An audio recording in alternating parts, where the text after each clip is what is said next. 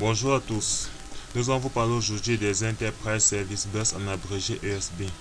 Ceci vous sera présenté par Ebengue Itoro Christian et Kamdemko Kam Stéphane, étudiants en informatique à l'université de Yaoundé 1 et sous encadrement de Fidèle Jomokan Azonzi.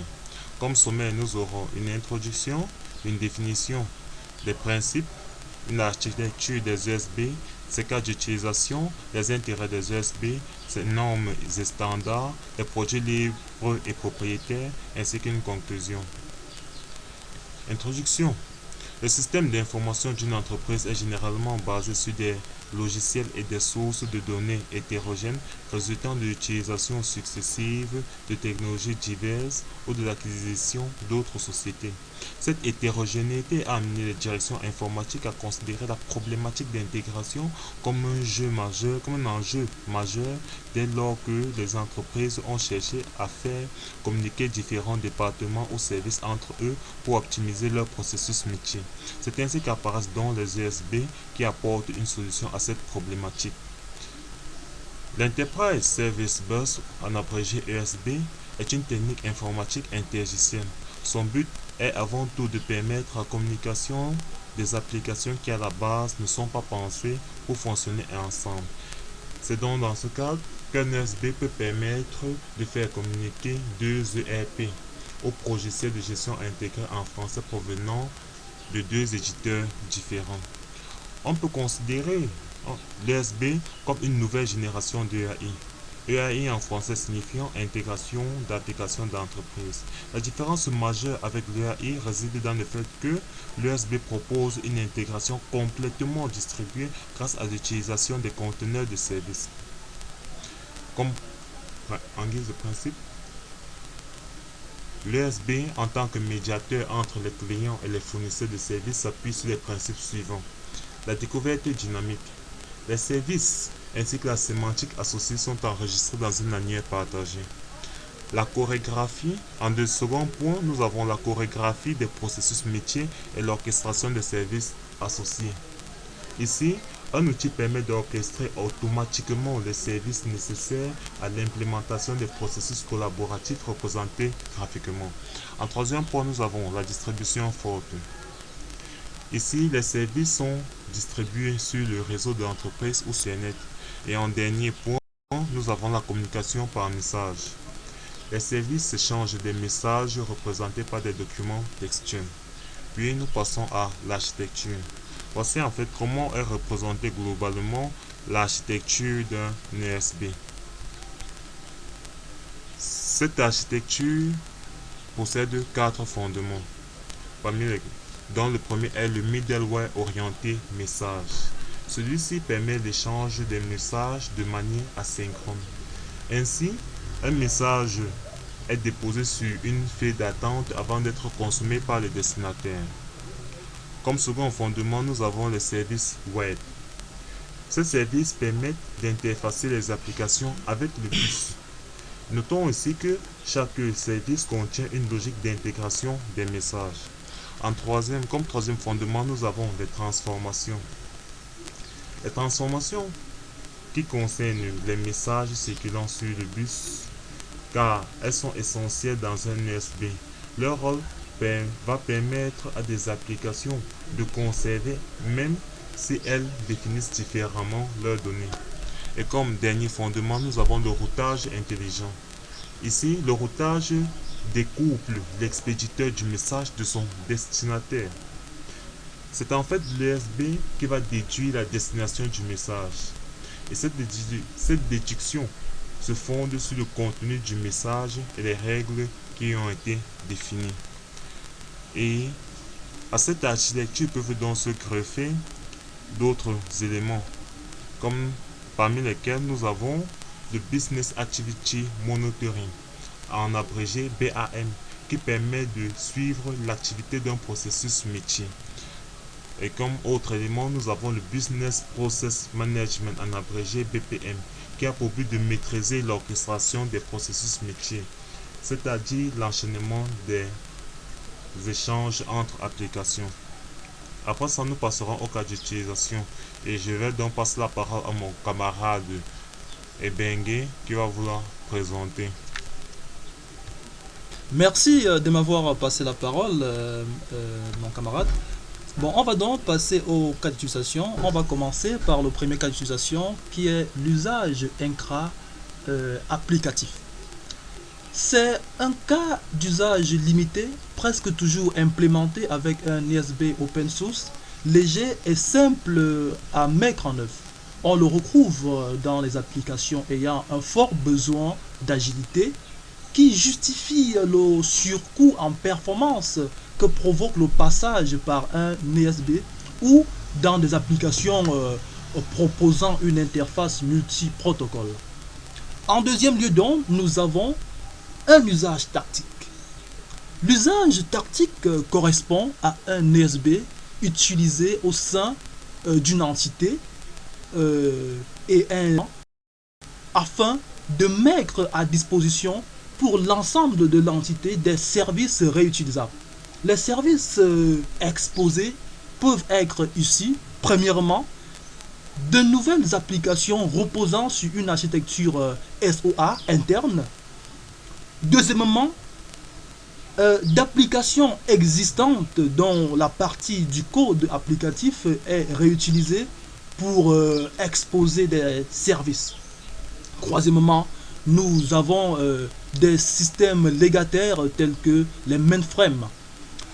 En troisième lieu, nous avons l'usage stratégique. Ici, la vision stratégique correspond à l'utilisation de l'ISB pour établir une communication entre les silos dans le but d'exposer des services utilisés par des processus métiers transverses. Comme pour la vision tactique, les services peuvent être issus de diverses sources. Voie de l'ISB tactique qui peut exister dans chacun des. Nous allons en dernier lieu passer à la communication interne. Dans ce cas d'usage, l'ISB est destiné à exposer des services pour une utilisation interne à l'entreprise. Bon, nous allons maintenant passer aux intérêts des ISB. Comme premier intérêt des ISB, nous allons commencer par la standardisation des concepts. Ici, les ISB supportent des standards tels que XML, JMS, JCK, JMX et les nombreux standards relatifs au web service, ce qui implique une intégration des systèmes en place plus rapide, plus économique et plus souple. En deuxième lieu, nous avons l'intelligence du routage. Les bus ESB automatisent le routage des transactions commerciales en fonction du contenu des documents XML et des règles commerciales établies. Il n'est ainsi plus nécessaire de programmer une fonctionnalité dans le code de l'application. En troisième lieu, nous avons une architecture de service. Les fonctionnalités fournies par les ISB sont implémentées comme des services spécialisés distincts. Voilà. Et ici, on ne va pas trop développer, on va s'arrêter là. En quatrième lieu, on a une architecture distribuée. L'architecture de service des ISB est distribuée avec beaucoup plus de modularité qu'une architecture monolithique, ce qui permet d'apporter une réponse précise à un précise et souple aux besoins de scalabilité rencontrés dans les problématiques de montée en charge.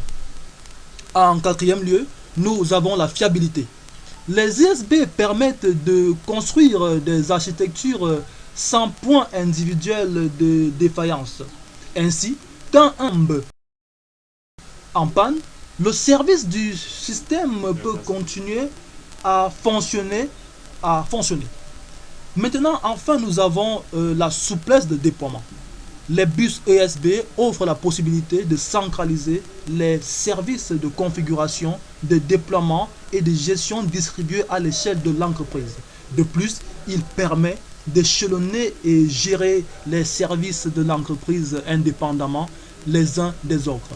La transparence des implantations permet de même les services à niveau et les déplacer ou les remplacer sans avoir à changer le code. Nous allons donc maintenant passer aux normes et standards. Ici donc, nous avons 3 normes. Nous allons commencer par les standards W3C. Il s'agit des standards relatifs au web service comme XML, SOA, WSDL. On peut aussi citer la note web service architecture qui explicite de nombre de concepts mis en œuvre dans les ESB. En deuxième lieu, nous avons les standards OASIS, normes WS comme WS Security, WS Aggressing, etc. Ainsi que les normes BPEL et UDDI.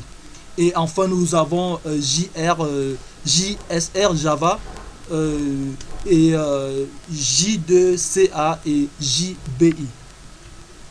Nous allons maintenant passer aux produits propriétaires et libres. Bon, on note ici qu'on n'a pas tout cité, on a choisi les produits les plus en vogue dans le marché. En premier lieu, bon, on va d'abord commencer par citer les produits propriétaires. On va commencer par Aqualogic Service Bus de BEA, acheté par Oracle en janvier 2008. En deuxième lieu, nous avons WebSphere Process Service V7 d'IBM. Comme produit libre, nous avons sélectionné ici JBoss ESB de JBoss, Talents ESB de Talents. Nous allons donc passer à la conclusion. En définitive, il apparaît donc que l'ESB offre une vision étendue de l'intégration des applications d'un système d'information, voire de toute une chaîne de production. Ainsi, les produits d'EAI sont surplantés par les ESB qui proposent sur une nouvelle approche basée sur les normes et les standards. Enfin, nous vous avons pour une étude approfondie, nous vous proposons cette bibliographie Enterprise Service Bus de David Chappell et définition du Gartner Inc. Nous vous remercions donc d'avoir suivi cet enregistrement. Merci au professeur Fidèle Diomocon, merci à tout le monde. Je vous remercie.